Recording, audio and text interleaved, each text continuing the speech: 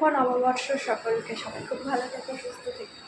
Hello, প্রত্যেক বছরই পয়লা বৈশাখে আমাদের দোকানে পুজো হয়, কিন্তু এইবার গণেশ পুজোটা আমাদের বাড়িতেই হবে। কেন সেটা আমি পরে বলছি। তো প্রথমেই আলপনা দিয়ে দিলাম, এরপর যা টুকটাক কাজ থাকে সেগুলো করলাম। আর এই যে কৃষ্ণের জন্য একটা নতুন জামা নিয়ে এসেছি সেটা পরিয়ে দিলাম। তারপর শিব ঠাকুরের মাথায় দুধ গঙ্গা জলটা ঢেলে দিলাম।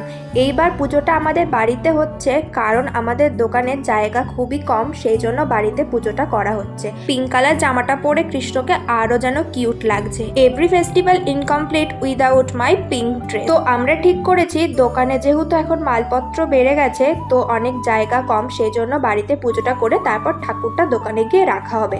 আর আমার চুলটা অনেক বড় হয়ে গেছে, সেই জন্য ভাবছি চুলটাকে কেটে ফেলবো। এরপর শুরু হলো জোগাড়ের পালা। আমি আর মা মিলে দুজনেই জোগাড় করলাম।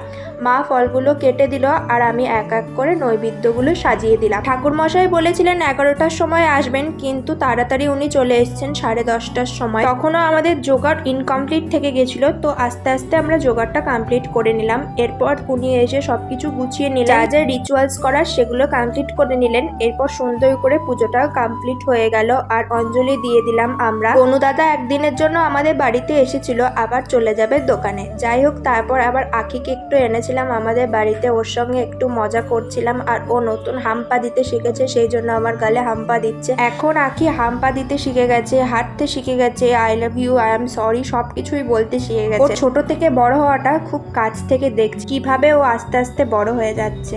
নববর্ষের জন্য সবাইকে জানাই প্রীতি ও শুভেচ্ছা। সবাই খুব ভালো থেকো, সুস্থ থেকো আর নিজেকে খুব খুব খুব ভালো রেখো। আজকের মতো এইটুকুই, বাই বাই।